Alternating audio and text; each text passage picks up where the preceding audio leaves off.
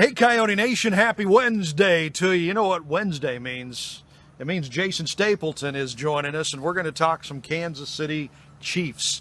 So we're getting this in on the Coyote deck in between thunderstorms here on this Wednesday.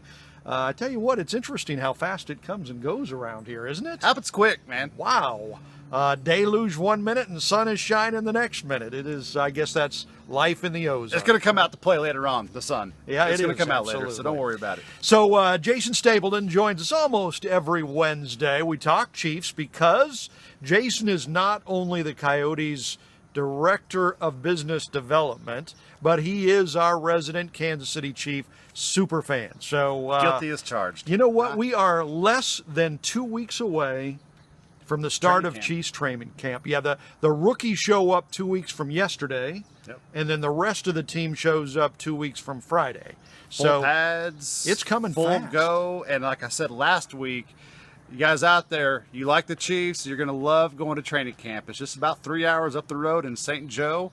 And if you look online on the Kansas City Chiefs website, they'll tell you what days is the best days to go because the Chiefs players will be out there signing autographs and taking pictures. It's a good way to get up close and personal with all the players. Are you ready for football? Man, I'm so stoked for football. You're really here. It's coming fast. I mentioned I got fantasy football in one ear and the Chiefs season in the other ear, man. It's great chaos. And 1 month from today, the Chiefs play their first preseason game. Cincinnati, at home. At home, absolutely. So we might be there. I mean, I know it's crazy because we're in the middle of summer and we just had baseball's All-Star break and stuff, but football literally is just right around the corner. It's amazing, and we'll keep you up to date on the NFL and the Chiefs and all that stuff as the year goes along because Jason here is our Chiefs super fan. So. About 2 weeks out from training camp now, Jason. What are your thoughts? What are you seeing? What are you feeling? You know, there's a lot of things to be excited about, and every time I look at a different angle, whether it be the defense, the new defensive coach Spagnuolo, the additions and the improvement I'm expecting from our offense, and yes, that offense that we had last year that was killer, I think it's going to be a much improved offense this year too, believe it or not. But the whole looming thing around all of it and around Chiefs camp is Tyreek Hill. We had some developing news happen yesterday. Look, I don't want to sit up here and play expert with nobody because I am not, right? But there is a full audio of, you remember the audio back in April that right, was. Little piece of audio came out. KC TV5 dropped some clips, some audio clips. Well, the full 11-minute audio came out yesterday, and frankly, it depicts an entirely different story than what those clips from KCTV kind of portrayed. And so you go, you listen, you make your own judgment as far as what it says. I think what we all know is that Tyreek Hill's personal life's a big mess, but that doesn't mean he's guilty of anything. Yeah. So I don't expect a suspension for the guy. I think the most he gets two games. He will be at training camp. That is in the reports. He will be there. Full pads. Tyreek's ready to go. He's been working out. And so, yeah, when you talk about the season, Tyreek's a big question mark, and it has been since April when that video dropped. Well, fast forward, wait for the facts. The facts reveal themselves, and it kind of paints an entirely different story. Yeah, it'll be, they've been investigating this since March. Man. So you would think if they were going to find anything, they would have found it. And the more that comes out seems to kind of exonerate Tyreek in this. So, yeah, like you said, his life is a train wreck. He hopefully can get that straightened out. Look, there's a child in the middle of all this, so we can't forget it. But, exonerates him. I think you got to make your own assessment, but I think it also it brings her into the fold too, as far as what are we dealing with here with his ex-girlfriend. I don't know. I feel like it's a setup, just to be honest with you. I hate to go there, but if you're a Chiefs fan like I am, you're watching this whole thing unfold. A lot of question marks, but his personal life clearly is a mess. Hopefully he can get that worked out, but we're going to have him for training camp, so here we go. Well, and even if he's not there, I mean, you just completely take Tyreek out of the mix and he's not there for Kansas City, they're still going to be a good team. Yeah. I mean, Sammy Watkins is primed for a stellar career year, potentially. Yeah. Demarcus Robinson is there. I mean, you're talking about a guy with a big reach, he's a big fella, and then the new guy, McCole Hardman, who we just drafted, who's a speedster himself. And so, I tell you what, I think the key is going to be that defense. It is. I think so, too. I mean, just like last year, the offense was fine, defense was the trouble, and if the defense can step up and play a little better this year, then they got a pretty good shot. I saw power rankings come out the other day. They had Kansas City number 2. Who'd they have number 1? Number 1 was New England. No. Who? Was the Saints.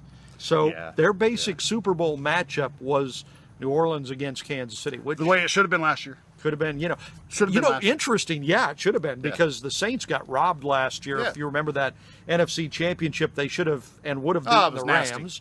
And if the Chiefs just had this much of a defense, they could have beaten New England last year. And that's really the improvement we're looking for. I think all Chiefs fans are in agreement. Like we don't need a top 5 defense here, folks. We need somebody just to be able to make some stops and let our offense do what our offense does. I think we added some pieces, Chris, that's going to do that this year. Yep. Man, they're predicting us to be, obviously, you just said it, the power rankings were obviously the biggest contenders for the Super Bowl this year. And, I mean, who could believe that as Chiefs fans we're talking about that here going into a season? Yeah. I mean, what a great time to be a Chiefs fan. What a great time to be listening to the Coyote, because we're going to take you all through the entire season. That's step right. by step. I mean, who would have thought the Blues could have won the Stanley Cup, right? Come on, But Blues. they did. The Chiefs, y'all.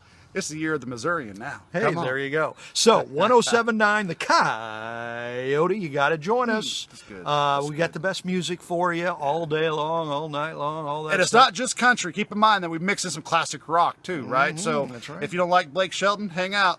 Led Zeppelin's coming up next. Best shows. Although Jamie Turner's on vacation this week. Did you know that was allowed? Man, look, I don't even know how I got away with it. A full week? I'm telling Galveston, you. Texas? Hey. When you live at the lake? I mean, I don't even know what the deal is. What's up with that? And, of course, Casey and the Round Man, best show in the Ozarks, 3 to 6 in the afternoon. Be sure to join them. And, of course, my Renegade Radio updates. Don't forget about Chris. Best sports in the Ozarks. Telling you, y'all, 35 past the hour on our station. Tune in. You will not be in the dark about anything pro, college, or local sports related. The man covers it all. So, well, we try anyway. Yeah, man. So Do a good 107.9 The job. Coyote. You're probably watching this on Facebook, so be sure to follow us on Facebook. We try to be as entertaining as possible with a lot of stuff there as well. And our website is 1079thecoyote.com, so you can go there as well. Are we missing anything? Are we forgetting anything? no, I just want to encourage people to go in there and listen to that audio of Tyreek Hill. And let's get back to football and put this thing to bed, right? I think we're on the cusp of having this thing finally come through the hatchet. I think the NFL is about ready to kind of make their judgment on what they think they're going to do, which I don't think is going to be much because I don't think Tyreek Hill did much. So y'all go listen. Go Chiefs 2019. It's here upon us. Before we go, Heart's beating. I know you love Feel the that. quote of the day, right? I like the quotes. Quote of the day comes from Tim Tebow today. All right, Tim says That's my man, by the way. he Tim is greatness, Tebow. isn't he? Goodness gracious. It's funny. I saw a thing on Facebook recently that said Nike picked the wrong kneeler. I see Instead of calling Kaepernick, they should have gone with Tim Tebow. So the quote of the day from Tim Tebow, he says, "We play a sport. It's a game. At the end of the day, that's all it is, a game. It doesn't make you any better or worse than anybody else. So by winning a game, you're no better. And by losing a game, you're no worse." It's about to rain on It us. is. So until tomorrow, God bless you.